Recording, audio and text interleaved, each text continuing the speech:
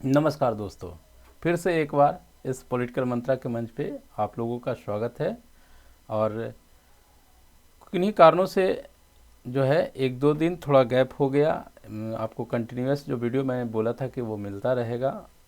Technical कुछ issue हो जाती है इस तरह की कि सॉल्यूशन करते करते काफ़ी समय निकल जाता है और उस पर काम करने में भी टाइम लग जाता है। खैर, मैं जैसा कि आप लोग से ये कहा हूँ कि वो आपको वीडियो मिलता रहेगा, उसी क्रम में आज मैं लिबर्टी के जो लास्ट एक वीडियो ये है या इसके बाद एक और वीडियो आ सकता है, उसमें आज हम लोग जो है चर्चा करेंगे लिबर्टी के थिंकर्स, ठीक है, एंड इससे जुड़े हुए बुक्स की। और इसके साथ साथ ही जो है कुछ कोटेशंस भी जो है आपको देखने को मिलेगा। ठीक है, तो चलिए वीडियो की शुरुआत करने से पहले मैं फिर से एक बार आपको लाइक शेयर सब्सक्राइब करने के लिए निवेदन करता हूं, ताकि इसका जो रिजल्ट है वह दूसरे लोगों को भी मिले। ठीक है, आइए हम लोग बात करते हैं स्वतंत्रता का नैतिक आधार। देखिए, इसमें एक नाम आप याद रखेंगे, J.R. ल्यूक्स। अच्छा, एक चीज़ और मैं आपको थोड़ा सा यहाँ पर पहले ही बता दूं कि मैं भी हिंदी मीडियम से पढ़ा हूँ और हिंदी ही हमारी मातृभाषा भी है। ठीक है, लेकिन फिर भी मैं कोशिश करूँगा कि कुछ इंग्लिश नेम्स लिखूँ, तो हो सकता है वहाँ पे स्पेल मिस्टेक हो, तो आप थोड़ा समझिएगा इस बात को। ठीक है, ऐसे मेरा प्रयास होगा कि मैं सही सही लिखूं, लेकिन अगर कभी गलत हो तो आप उसको नज़रअंदाज करिएगा। ठीक है, यहाँ पर J.R. ल्यूक्स की एक पुस्तक है, इसके अंतर्गत वह कहते हैं कि मनुष्य जो है विवेकशील प्राणी है ना। J.R. ल्यूक्स, इनकी पुस्तक का नाम क्या है? The Prince. देखिए, मैं जैसे आपको लिख रहा हूँ उसी प्रकार आप जो है अपने नोट्स में लिखते चलेंगे, तो वो आपको रिवाइज करने में सुविधा होगी लास्ट टाइम में। द प्रिंसिपल ऑफ पॉलिटिक्स, और साथ में जो है आप उसका ईयर भी याद करेंगे। कितना? 1976। अब आप कहेंगे कि सर ये तो बुक में दिया हुआ है। बुक में बहुत सी चीज़ें दी हुई होती है, आपके पास होती भी है, आप पढ़ नहीं पाते हैं, या पढ़ते हैं तो उसको फिर नोट्स नहीं बना पाते हैं। यहाँ पर मैं अगर आपको कुछ कहूँगा तो आप, हो सकता है कि आप उससे मोटिवेट होकर के आप लिखें कि हाँ ऐसे लिखना चाहिए, तो आप उसको अपने नोट्स में लिखेंगे और उसका रिजल्ट आपको बेहतर मिलेगा। ठीक है ना। और यहाँ पर इस लाइन को थोड़ा सा देखिएगा, स्वतंत्रता का तात्विक अर्थ यह है कि विवेकशील कर्ता को जो कुछ सर्वोत्तम प्रतीत हो वही कुछ करने में वह समर्थ हो, तथा उसके कार्यकलाप बाहर के किसी प्रतिबंध से न बंधा हो। कहने का मतलब यह है कि ल्यूक्स जो है, J.R. ल्यूक्स जो है, इस सिद्धांत के सपोर्टर माने जाएंगे कि आपको वह करने की जो है स्वतंत्रता होनी चाहिए, है ना, जो बहुत अच्छा हो। लेकिन अगर वह बुरा होगा तो फिर उस पर प्रतिबंध लगाने की कहीं ना कहीं की बात ये भी करते हैं, है ना। जब आप इस तरह के कार्य करें जो अच्छा हो तो कोई उस पर लगाने की ज़रूरत नहीं है। तो याद रखिएगा, इस तरह से क्वेश्चंस किस प्रकार बनेगा यह नहीं कहा जा सकता है, लेकिन हाँ इस तरह के अगर क्वेश्चंस में जो है सोच डेवलप हुआ आपको क्वेश्चन में दिखे, तो आप J.R. ल्यूक्स के साथ आप वहाँ पर जा सकते हैं। ठीक है, उसके बाद एक यहाँ पर अर्नेस्ट वार्कर की जो है बुक है, देखिए यहाँ पर मैं लिख देता हूँ, principles of social and political theory. और ये कब की है? 1951 की। ठीक है ना। और यहाँ पर यह भी जो है वह किस चीज़ की बात कर रहे हैं, देखिए यहाँ पर विवेकशील प्रकृति अपने आप में साध है, यानी कि कहीं ना कहीं यह नैतिक स्वतंत्रता, नैतिक विचार ही जो है वह दे रहे हैं इस पर अर्नेस्ट वार्कर भी। और मैंने इमैनुअल कांट की भी चर्चा की थी जब नैतिक स्वतंत्रता की बात करी थी, है ना। तो ये बुक और इनके नाम आप ज़रूर याद रखें। बुक याद करने में मैं हमेशा आपको एक सजेशन देना चाहूँगा कि जब भी आप कोई बुक लिखें तो उसका ईयर और बुक। फिर जैसे मान लीजिए कि किसी का आप बुक लिख रहे हैं तो 1951 मान लेते हैं कि अर्नेस्ट बार्कर का ही एक बुक लिखे। अगर इनकी बुक जो है 65 में है, कोई मान लेते हैं, ठीक है ना, कोई बुक है, उसके बाद 1952 में है, तो ऐसे आप न लिखें। जब भी आप लिखें तो सीरियल में लिखें, 1951 फिर 1952 वाली बुक लिख दें, फिर 1965 वाली बुक लिखें। इस प्रकार से करके लिखने से आपको क्या होगा कि जब कभी भी आपको क्वेश्चंस मिलेगा क्रोनोलॉजिकल ऑर्डर में अरेंज करने के लिए, तो ये इस प्रकार से लिख करके जब आप याद करेंगे ना, तो वो आपको सही होने के चांसेस जो है वह उसका हाई हो जाएगा। और जब ऐसे आप किसी कोई तरीके से जब अगर नहीं लिखा रहेगा तो उसमें आप खुद कंफ्यूज होंगे याद करने में कि इसका 51 ईयर था कि 52 ईयर था कि 65 ईयर था, क्या था, वो आपको दिक्कत होगी। ठीक है, हम समझते हैं कि इस चीज़ को आप समझ रहे होंगे। ठीक है, आगे जो है हम लोग यहाँ पर बात करें एल.टी. हॉबहॉस की। और एक चीज़ और मैं यहाँ पर डिस्कस करना चाहूँगा कि ये आज की जो वीडियोस के जो आप स्लाइड देख रहे हैं, वो सारे स्लाइड जो है ओपी गावा की जो बुक है पॉलिटिकल साइंस इंसाइक्लोपीडिया, उन्हीं की किताब से ये सारी चीज़ें ली गई है।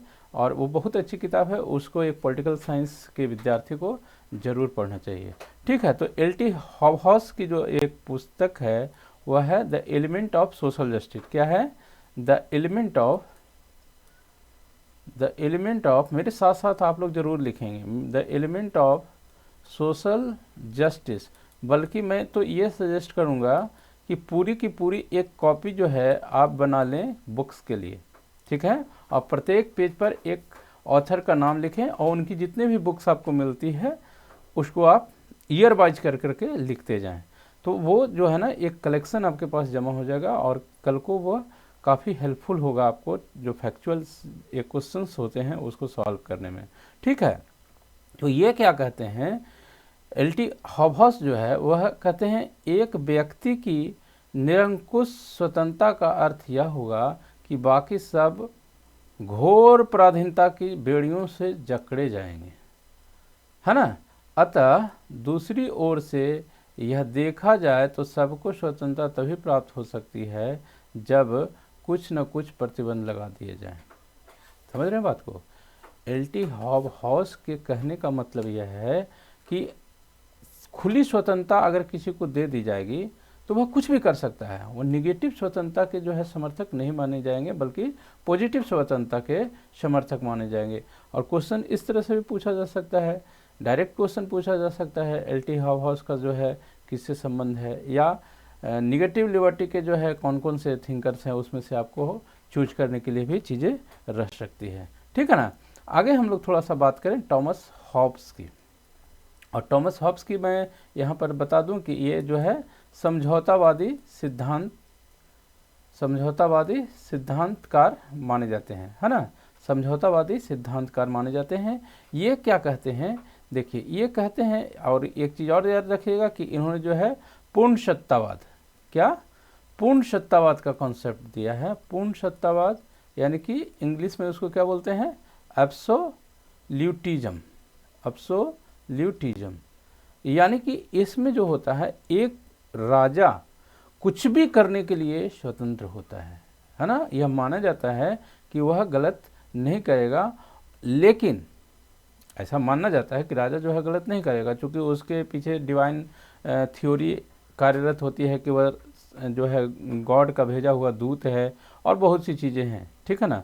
लेकिन एब्सोल्यूटिज्म में क्या होता है कि व्यक्ति एकदम उसमें नियंत्रण जो है किसी का नहीं रहता है, और उस स्थिति में व्यक्ति क्या हो जाएगा, वह निगेटिव लिबर्टी उसके अंतर्गत समाहित हो जाएगी, है ना।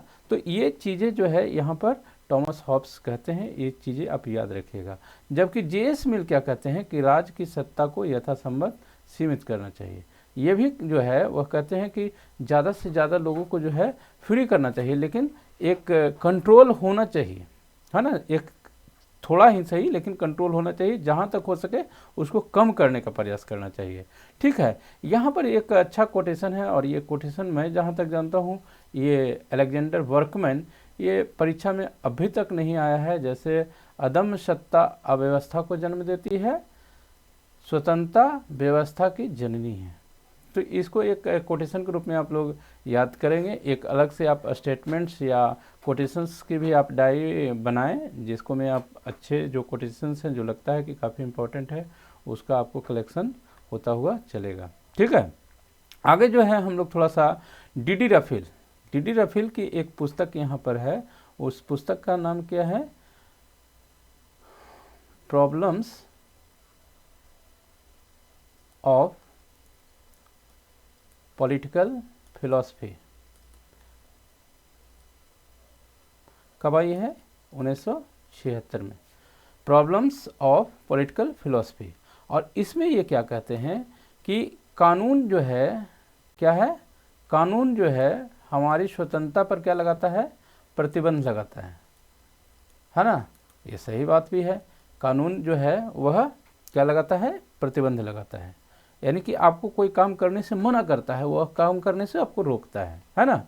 लेकिन आप समझिए बात को, जैसे आप किसी दूसरे के स्वतंत्रता के हनन आप जब करते हैं तो वहाँ पर आपको रोक लगाती है कानून की, नहीं साहब आप ऐसा नहीं कर सकते हैं। उसी केस में जब आपकी स्वतंत्रता का हनन होता है तो दूसरे पर यह प्रतिबंध लगाया जाता है कि नहीं साहब आप उसकी स्वतंत्रता को जो है आप नुकसान नहीं पहुंचा सकते हैं, है ना? तो यहाँ पर याद रखिएगा कि डी राफेल जो है वह कानूनी स्वतंत्रता की बात करते हुए दिखते हैं। ठीक है ना? चलिए आगे थोड़ा सा हम यहाँ पर एक और कोटेशन आपको दिखाना चाह रहे हैं वाल्टर बेजहॉट की।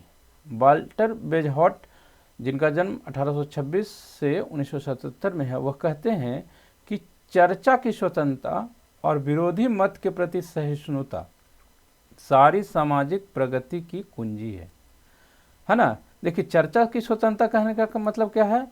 चर्चा की स्वतंत्रता यानी कि आप जो है अपनी बात रख सकें, आप बोल सकें, गलत सही जो आपको लगता है कि हाँ ये सही है तो सही कहेंगे, गलत है तो गलत कहेंगे, लेकिन केवल हम ही कहेंगे और दूसरों को नहीं सुनेंगे तो कहीं से भी अच्छा होगा? नहीं होगा।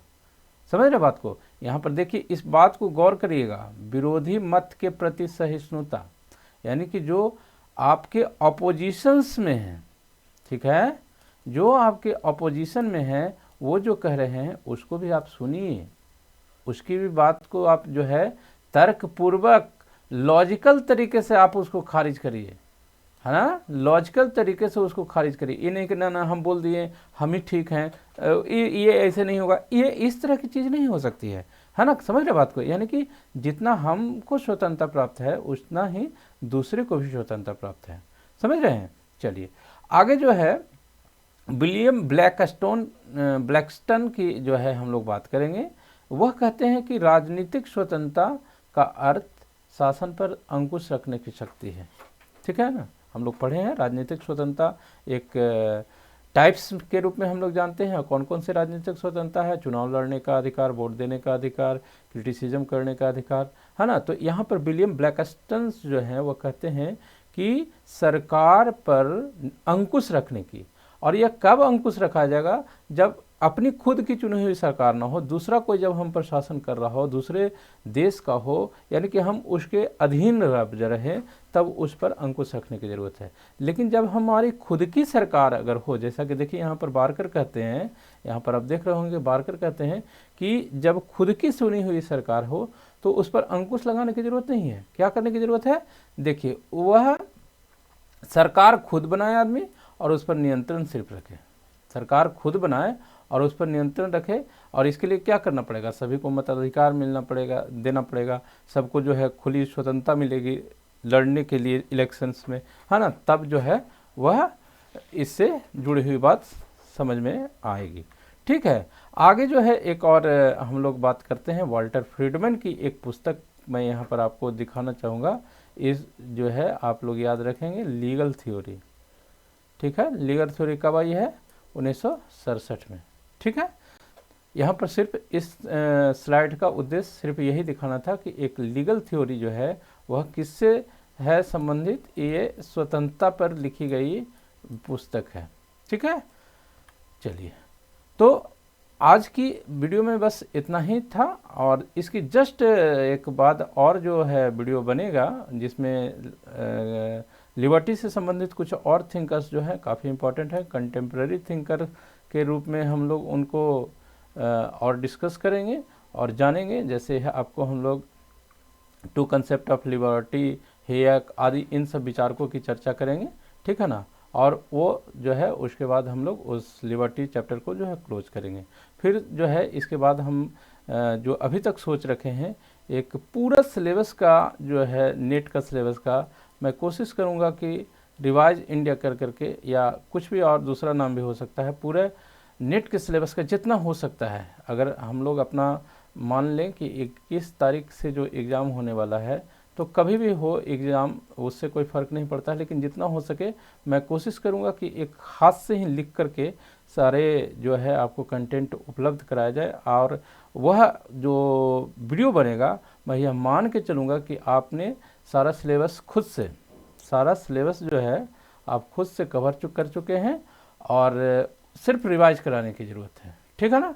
और यहाँ पर मैं वीडियो समाप्त करने से पहले फिर से आप लोग को यह कहूँ कि आप लोग अगर MCQ प्रैक्टिस करना चाहते हैं तो हमारा पॉलिटिकल साइंस पॉलिटिकल मंत्रा करके ग्रुप है टेलीग्राम पे, आप उसको ज्वाइन कर सकते हैं। व्हाट्सएप पे भी ग्रुप है हमारा इसी नाम से, उसको भी ज्वाइन कर सकते हैं, ठीक है।